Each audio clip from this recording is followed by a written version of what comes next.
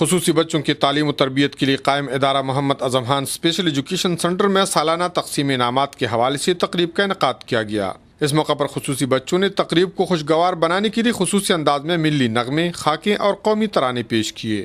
تقریب سے خطاب کرتے ہوئے صوبائی وزیر تعلیم محمد عاطف نے کہا کہ یتیم، نادار اور مستحق افراد کو ہنرمندی کی تربیت دینا ہمارا مشن ہے۔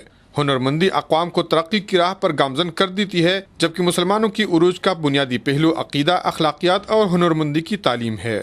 انہوں نے کہا کہ یتیم، نادار، مستحق خواتین اور نوجوانوں کو ہنرمند بنانا اور ان کو اپنے پاؤں پر کھڑا کرنا پورے معاشرے کی ذمہ داری ہے۔